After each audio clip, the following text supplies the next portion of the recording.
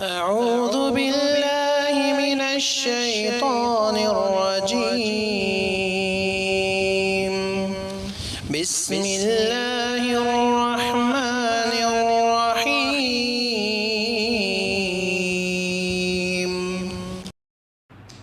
السادس، چھٹا ناقص، اسلام کی عمارت کو گرانے والا، اسلام کے دائرے سے آدمی کو نکال باہر کرنے والا چھٹا جو معاملہ ہے، چھٹی جو بات ہے نواقض اسلام میں سے جو چھٹا ناقص ہے وہ ہے من استہزأ بشیء من دین الرسول صلی اللہ علیہ وسلم او ثواب اللہ او عقابہ کفر۔ کوئی آدمی اللہ تبارک و تعالیٰ کے دین کا مذاق اڑائے یا اللہ کے ثواب کا مذاق اڑائے یا اللہ تعالیٰ کے عذاب کا مذاق اڑائے۔ دیکھیے ہمارے سماج میں یہ جو مذاق کا معاملہ ہے اس کو سمجھنے میں ایک بڑی غلطی ہے۔ بہت سارے لوگ یہ سمجھتے ہیں کہ مذاق میں اگر مذاق کریں تو کوئی حرج نہیں۔ سب سے پہلے یہ سمجھ لیں مذاق اڑانا کیا ہوتا ہے، اس کو سمجھ لیں تو پھر اس کے بعد اگلی بات سمجھ میں آئے گی۔ مذاق اڑانے کا مطلب یہ ہے کہ آپ اللہ کے دین کی کسی بھی بات کا اس لب و لہجے میں، اس انداز میں تذکرہ کریں جس میں اس کی تنقیص یا تحقیر یا اس کا درجہ گھٹانے کا کوئی پہلو نکلتا ہو۔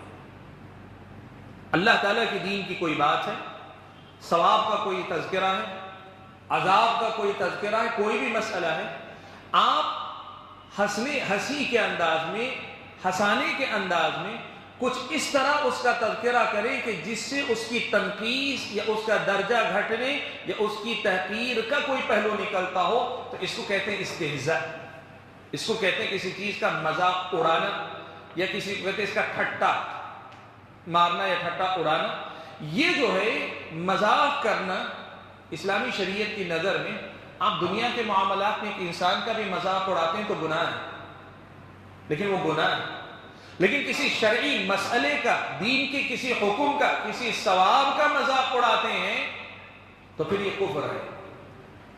آدمی کا مذاق اڑاتے ہیں تو پھر یہ گناہ کا کام ہے، آپ اسے تکلیف دے رہے ہیں نا آپ۔ لیکن کسی شرعی مسئلے کا مذاق اڑاتے ہیں یہ کفر ہے۔ اور کبھی کبھار ایسا ہوتا ہے آدمی کا آپ مذاق اڑاتے ہیں لیکن بنیاد شرعی مسئلہ ہوتا ہے، تو یہاں گناہ اور کفر دونوں ایک ساتھ اکٹھا ہے۔ آپ اگر کسی آدمی کے ساتھ ہنسی مذاق کر رہے ہیں، اس کا ٹھٹا اڑا رہے ہیں، یہ گناہ کا کام ہے، لیکن کسی شرعی مسئلے کا مذاق اڑا رہے ہیں یہ کفر کا کام ہے۔ لیکن کسی آدمی کا مذاق اڑا رہے ہیں کسی شرعی مسئلے کے حوالے سے تو یہ دو گناہ ایک ساتھ اکٹھا ہو رہے ہیں کہ آدمی کا بھی مذاق ہو رہا ہے اور اللہ تعالیٰ کے حکم کا بھی مذاق ہو رہا ہے، اور یہ کفر اور گناہ دونوں ایک ساتھ اکٹھا ہو رہے ہیں۔ جیسے کسی آدمی کی داڑھی کا آپ مذاق اڑا رہے ہیں تو آپ آدمی کا مذاق اڑا رہے ہیں لیکن حوالہ اللہ تعالیٰ کے دین کا حکم ہے۔ کسی خاتون، کسی لڑکی کے حجاب کا مذاق اڑا رہے ہیں، یا کوئی آدمی اپنا پاجامہ وغیرہ اپنے ٹخنے سے اوپر رکھتا ہے، نبی کی سنت کے حکم کی پیروی میں، اللہ کے نبی کا جو حکم ہے اس کی پیروی میں آپ اس کا مذاق اڑا رہے ہیں، تو مذاق آپ آدمی کا اڑا رہے ہیں لیکن بنیاد شرعی مسئلہ ہے، تو پھر آپ کا یہ مذاق آدمی کا بھی مذاق ہے، شرعی مسئلے کا بھی مذاق ہے۔ تو یہ جو مذاق ہے، یہ جو ٹھٹا ہے، یہ اسلامی شریعت کی نظر میں کفر کے درجے کا کام ہے۔ یہاں کچھ لوگ جو ہے ایک مسئلہ سمجھنے میں ذرا سی غلطی کرتے ہیں۔ بسا اوقات بعض لوگ کچھ جوکس سناتے ہیں جس کو آپ کہتے ہیں لطیفہ سنانا۔ اس میں کبھی کبھار ایسا ہوتا ہے دیکھیے کہ لطیفہ سنانے میں کبھی کسی نماز کا تذکرہ آ جاتا ہے، کبھی کسی روزے کا، کسی شرعی حکم کا تذکرہ آتا ہے، وہ لطیفہ ہے، لطیفے میں نماز کا یا فلاں کا ذکر آیا ہے، یہ ناپسندیدہ ہے۔ ہماری گفتگو میں، ہنسی مذاق میں وہی حلال مذاق ہے، وہی جائز مذاق ہے جو سچ پر مبنی ہے، پہلی بات۔ لیکن ساتھ ہی یہ بھی ہے کہ اس میں شعائر اللہ کی تعظیم ہونی چاہیے۔ ٹھٹے مذاق کے معاملات میں ایسی چیزوں کو در نہیں آنا چاہیے، بیچ میں آنا نہیں چاہیے۔ لیکن ایک بات کا فرق رکھیں، اگر کسی لطیفے میں نماز کا ذکر آ رہا ہے، اگر کسی مسئلے میں کسی شرعی حکم کا تذکرہ آ رہا ہے لیکن اس کی تنقیص نہیں ہو رہی، اس کو گھٹایا نہیں جا رہا ہے، تذکرہ آ رہا ہے، میں نے جیسے کہا نا آدمی کا مذاق ہو رہا ہے لیکن مسئلے کا مذاق نہیں ہو رہا ہے، تو اس کو جو ہے استہزاء نہیں کہیں گے براہ راست. اس لیے کہ بسا اوقات ہم نے یہ دیکھا ہے کہ لوگ یہ استہزاء کا مسئلہ، مذاق کے مسئلے میں ذرا غلو کا شکار ہو جاتے ہیں، ہر مسئلے کو استہزاء بنا دیتے ہیں، ہر مسئلے کو دین کا مذاق بنا دیتے ہیں. نہیں، ایسا نہیں. آپ کو میں نے بتایا ہے کوئی بھی ایسی گفتگو، کوئی بھی ایسا کام جس کی وجہ سے کسی شرعی مسئلے کا درجہ گھٹتا ہو یا اس کے تئیں لوگوں کے دلوں میں حقارت کا پہلو آتا ہو یا اس کا درجہ گھٹانے کا کوئی پہلو آتا ہو، ایسی کوئی بات اگر آتی ہے تو پھر یہ دین کے معاملے میں مذاق کی بات آتی ہے. لیکن اگر دین کے کسی مسئلے کا تذکرہ آتا ہے لیکن مذاق کا یا جو ٹھٹے کا پہلو کسی دوسری طرف ہے تو پھر اس کو دین کا مذاق نہیں کہیں گے. یہ بڑا نازک سا مسئلہ ہے. بہت سارے لوگ اس میں فرق نہ کر کے ہر مسئلے کو جو ہے دین کے مسئلے کا مذاق بنا دیتے. ایک غلطی ہے. اور دوسری غلطی اس کے مقابلے میں کرنے والے کیا کرتے ہیں، کوئی آدمی دین کا مذاق اڑانے والی کوئی بات کرتا ہے، نماز کے تعلق سے، ثواب کے تعلق سے، عذاب کے تعلق سے کسی بات کا واقعی مذاق اڑاتا ہے، اور لیکن جب اس کو کہا جاتا ہے کہ بھئی یہ دین کا مذاق اڑانا کفر ہے تو کہتا ہے میں سیریس نہیں ہوں، میں تو بس ایسے ٹائم پاس کے لیے کہہ رہا تھا. آئندہ آئے گی بات. شیخ الاسلام محمد عبد الوہاب رحمۃ اللہ علیہ نے یہ بات کہی ہے کہ نواقض اسلام میں مذاق نہیں ہے.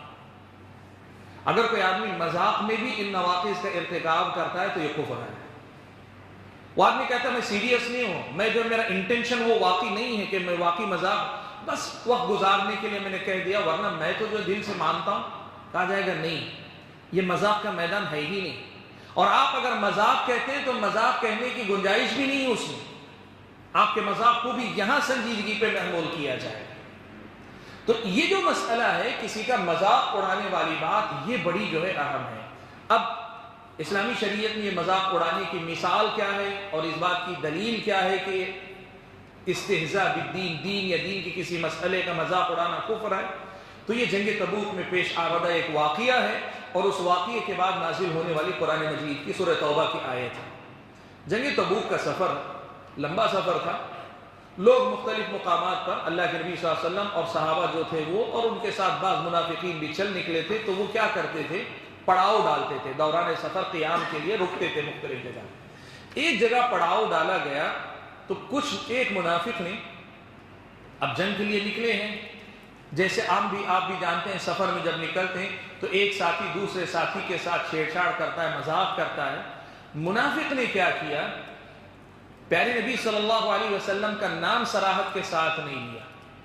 ایک روایت سے پتہ چلتا ہے کہ اس نے مفرد کا صیغہ استعمال کیا اور بعض روایتوں سے معلوم ہوتا ہے کہ اس نے اللہ کے نبی اور دیگر صحابہ کو مراد لیا. ایک جماعت ان کے بارے میں اس نے کہا کہ ہمارے یہ لوگ جو ہے نا، یہ جو ساتھ میں ہمارے، ان سے بڑا پیٹو ہم نے کسی کو نہیں دیکھا اور ان سے زیادہ جو ہے ہم نے جھوٹا کسی کو نہیں دیکھا، کمزور کسی کو نہیں دیکھا، اور ان سے زیادہ میدان جنگ میں بزدل کسی کو نہیں دیکھا. یہ اس کے الفاظ تھے.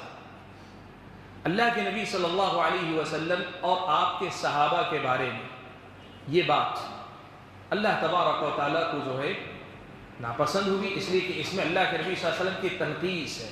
آپ کو اگر میں کہہ دوں آپ پیٹو ہیں، بڑے پیٹ والے ہیں، اور بڑے پیٹ سے مراد خوب کھانے پینے والے، جس میں جو ہے توہین کا پہلو ہے، تحقیر کا پہلو ہے، تذلیل کا پہلو ہے، آپ نہیں برداشت کر سکتے. پیارے نبی صلی اللہ علیہ وسلم کے تعلق سے اس قسم کی کوئی بات کہنا، چاہے وہ اکیلے کہا ہو یا صحابہ کے ساتھ ملا کر اللہ کے نبی صلی اللہ علیہ وسلم کو بھی کہا ہو، یہ بہت بڑی بات تھی. اور اللہ کے نبی صلی اللہ علیہ وسلم کو بزدل کہنا، یہ بھی نبی علیہ الصلوۃ والسلام کی توہین تھی، تحقیر تھی. بات آپ دیکھیں، اس آدمی نے جب یہ بات کہی تو اللہ تبارک و تعالیٰ نے قرآن مجید کی آیت اتار دی اور اتار کر ان لوگوں کے بارے میں کہا کہ یہ لوگ آپ کے پیٹھ پیچھے ایسا آپ کا مذاق کر رہے ہیں. اللہ کے نبی صلی اللہ علیہ وسلم کو پتہ چل گیا اور اس منافق کو بھی پتہ چلا کہ آیت کریمہ نازل ہوئی ہے. تو وہ آیا آ کر کہنے لگا کہ اللہ کے نبی، میں تو صرف جو ہے وقت گزار رہا تھا، سفر لمبا ہے، لوگ تھک گئے، تو ہنسی مذاق کے لیے دو جملے میں نے ایسے ہی کہہ دیے، ورنہ واقعی معنوں میں میرا ایسی سوچ نہیں، میرا ایسا خیال نہیں. قرآن مجید میں اللہ تعالیٰ نے آیت کریمہ اتاری کا وَلَئِن سَأَلْتَهُمْ، اگر آپ ان کو پوچھ کر دیکھیں تو کہتے ہیں لَيَقُولُنَّ إِنَّمَا كُنَّا نَخُوضُ وَنَلْعَبُ، کہتے ہیں ہم تو جو ہے بس ایسی باتوں میں لگے ہوئے تھے اور کھیل کود کے طور پہ بطور مذاق کے ہم نے کہہ دیا تھا. ورنہ ہمارا کوئی مطلب سیریس مقصد نہیں تھا، واقعی معنوں میں جو میں نے کہا ہے وہی میرا مقصد ہے، ایسا نہیں بس میں نے ایسے ہی زبان پہ کچھ جملے آئے میں نے کہہ دیا تھا۔ اللہ تبارک و تعالیٰ نے کہا قل اباللہ وآیاتہ ورسولہ کنتم تستہزئون، کیا اللہ کا مذاق کر رہے تھے، رسول کا مذاق کر رہے تھے اور اللہ کی آیتوں کا مذاق کر رہے تھے؟ لا تعتذروا، اب عذر پیش نہ کرو، قد کفرتم بعد ایمانکم، ایمان لانے کے بعد تم نے کفر کا ارتکاب کیا، ایمان لانے کے بعد تم نے کفر کا ارتکاب کیا ہے۔ مفسرین نے یہاں لکھا ہے کہ تم نے زبان سے جو ایمان کا اقرار کیا تھا، اس مذاق کے ذریعے اس زبانی ایمان کو بھی تم نے ختم کر دیا۔ اسی لیے اللہ تعالیٰ نے کہا ان نعفو عن طائفۃ منکم نعذب طائفۃ بانہم کانوا مجرمین۔ تو یہ جو مسئلہ ہے کہ دین کی کسی بھی بات کا مذاق اڑانا نہیں چاہیے۔ ایک مسلمان اگر آپ ہیں، آپ عمل نہیں کر رہے، یہ بہت بڑا گناہ ہے لیکن یہ کفر نہیں، لیکن اگر آپ مذاق اڑا رہے ہیں، چاہے آپ خود عمل کرتے ہو، دین کی کسی بھی چیز کا مذاق اڑائیں، تو پھر اسلامی شریعت کی نظر میں یہ کفر کے درجے کا کام ہے، یہ کفر کے درجے کی بات ہے۔ اسی لیے شیخ الاسلام نے کہا من استہزأ بشیء من دین الرسول صلی اللہ علیہ وسلم، جو آدمی رسول اکرم صلی اللہ علیہ وسلم کے دین کی کسی بھی چیز کا مذاق اڑائے، او ثواب اللہ، یا ثواب کے کسی مسئلے کا مذاق اڑائے، جیسے جنت ہے، جنت کی نعمتیں، جنت میں ملنے والی حور عین ہیں یا دیگر چیزیں۔ آج آپ کو پتہ ہے یہ جو اسلام اور مسلمانوں کے خلاف دہشت گردی کا الزام اور اس حوالے سے بہت ساری، اور دوسری طرف تکفیری ذہن رکھنے والے لوگوں کی وجہ سے ایک مسئلہ سوشل میڈیا پہ بہت زیادہ پاپولر ہے، بہت زیادہ عام ہے، وہ ہے 72 حوروں کا تذکرہ۔ آپ اکثر سوچتے دیکھتے ہوں گے کہ غیر مسلم مسلمان کا کچھ چھیڑنے کے لیے کہتا ہے کہ یہ لوگ جو ہے جہاد میں لگے ہوئے ہیں اس لیے کہ ان کو 72 حوریں چاہیے۔ آپ یہ بات یاد رکھیں کہ غیر مسلم ہے وہ تو غیر ہے، لیکن کبھی کوئی مسلمان اس کے لب و لہجے میں حوروں کا مذاق اڑائے یا جو جنت کی کسی بھی نعمت کا، اللہ کے کسی بھی ثواب کا مذاق اڑائے، تو اسلامی شریعت کی نظر میں یہ کفر ہے۔ ایسے ہی جہنم کا عذاب ہے، اللہ تبارک و تعالیٰ نے الگ الگ قسم کے عذاب کا تذکرہ کیا ہے۔ آپ اگر ایسے کسی لب و لہجے میں اللہ کے عذاب کا تذکرہ کرتے ہیں جس سے اس کی ہیبت کے مقابلے میں اس کو ہنسی مذاق کا معاملہ بنا رہے ہیں آپ، تو پھر اسلامی شریعت کی نظر میں یہ کفر کے درجے کی بات ہے، اس کو ہمیں یاد رکھنا چاہیے۔ کہتے ہیں کفر، جو آدمی ایسا کرے گا وہ آدمی کفر کا ارتکاب کرے گا۔ والدلیل قولہ تعالی، اور اس مسئلے کی دلیل اللہ تعالیٰ کی یہ آیت ہے، اللہ تعالیٰ کا یہ قول ہے قل اباللہ وآیاتہ ورسولہ کنتم تستہزئون، آپ کہہ دیجئے یا ان سے پوچھئے کہ اللہ کے ساتھ، اس کی آیتوں کے ساتھ اور اس کے رسول کے ساتھ کنتم تستہزئون، تم مذاق کر رہے تھے، ٹھٹا کر رہے تھے، لا تعتذروا قد کفرتم بعد ایمانکم، اب عذر پیش نہ کرو، ایمان کے بعد تم نے کفر کیا۔ یہ ہو گیا چھٹا ناقص یا چھٹی بات جس کی وجہ سے ایک آدمی دائرہ اسلام سے باہر ہو سکتا ہے۔